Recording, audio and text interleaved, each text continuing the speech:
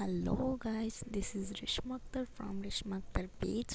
তো গত কিছুদিন আগে আমি একটা মাটির চুলা, ছোট্ট একটা মাটির চুলা তৈরি করেছিলাম। তো এটা এখন কেটে বেটে সুন্দর করে সাইজ করে আমি লেপে নিয়েছি আজকে সকালে। তো সকালে বলছিলাম আমার ননদ ভাবি মিলে যে এটার মধ্যে রান্না করলে কেমন হয়, চলো আমরা খিচুড়ি রান্না করি।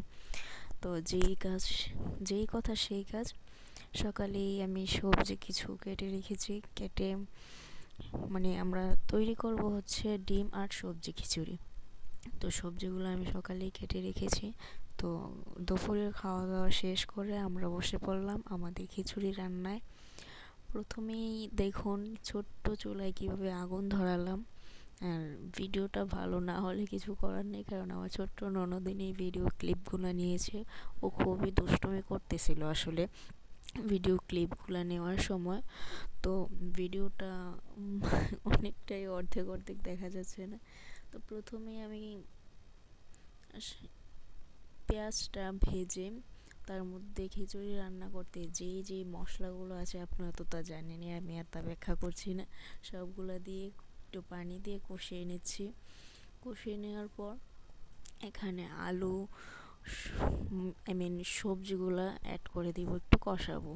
আর সবজির মধ্যে নিয়েছি হচ্ছে শুধু শিম আর আলু, টমেটো লাস্টে দিব। এইগুলো এখন কষিয়ে নেব। কষিয়ে নেওয়ার পর চাল এবং ডাল এগুলো দিয়ে একটু কষিয়ে নেব। আর আমাদের খিচুড়ির পরিমাপটা হচ্ছে চাল ডাল মিলিয়ে 1 কেজি। তো 1 কেজি এই চুলাটায় রান্না করতে আসলে আমাদের দুপুরের খাওয়া দাওয়া শেষ করে রান্নাটা বসিয়েছিলাম।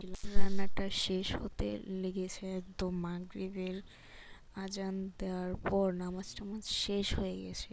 ভিডিও দেখলে আপনারা বুঝতে পারবেন এখন দিন আস্তে আস্তে সন্ধ্যা হয়ে রাত হয়ে যাবে।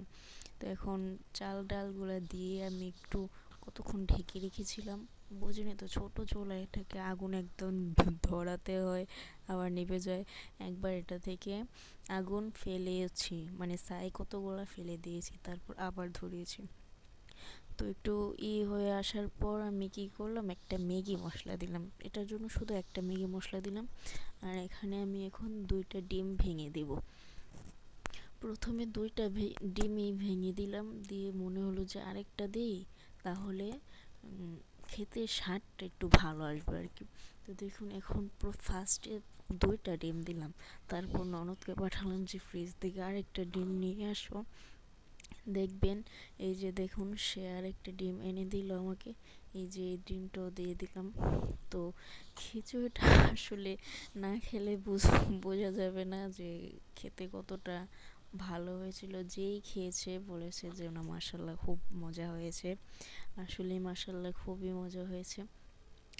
তো এই যে দেখুন এই পর্যায়ে আমি দিয়ে দিলাম একটু, প্রথমে দিয়েছি চারটা না 2টা টমেটো কুচি করে রেখেছিলাম, সেগুলো দিয়ে দিয়েছি। তারপর জিরা ফাঁকি দিয়ে ভালো করে নেড়ে নিয়েছি। এখন আমি খিচুড়ির পাতিলটা নিচে নামিয়ে কড়াইতে তেল গরম করে দিয়ে দিলাম পেঁয়াজ।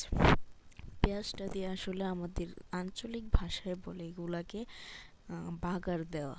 তো পেঁয়াজ দিয়ে আমি বাগার দিব খিচুড়িটা, তাহলে ফ্লেভারটা ভালো আসবে, খেতে খিচুড়িটা খুবই মজা লাগবে। দেখুন এই পর্যায়ে আমি ঢেলে দেব খিচুড়িটার মধ্যে এই তেল সহকারে পেঁয়াজটা দিয়ে দেওয়াতে স্বাদটা কিন্তু খুবই মজা হয়েছে। তো দেখুন কত সুন্দর লাগছে আসলে কালারটা। ভিডিওর ফার্স্টে হয়তো দেখেছেন যে প্লেটে নিয়ে আমি খিচুড়িটা খাচ্ছি, সেই সময় ভিডিওটা করেছিলাম। তো দেখুন আমি কি বলেছিলাম যে দিনে শুরু করেছি রাতে শেষ হয়েছে। তো এই পর্যায়ে আমি খিচুড়িতে একটু ধনিয়া পাতা দিয়ে ভালো করে সবগুলো খিচুড়িতে একদম অ্যাড করে নিলাম ধনিয়া পাতাটা। দেখুন ডিম একদম ভরপুর হয়েছে খিচুড়িটা। আসলে খিচুড়িটা এখন পর্যন্ত আমি ভিডিওতে ভয়েস ওভার দিচ্ছি, তো আমার এখনই জিভে জল এসে পড়ছে। তো ফার্স্টে প্রথম কোনো ভিডিওতে ভয়েস ওভার দিচ্ছি, যদি কোনো ভুল ত্রুটি হয়ে থাকে আমার কথায় বা ভিডিওতে, তাহলে সবাই ক্ষমার দৃষ্টিতে দেখবেন প্লিজ, দয়া করে।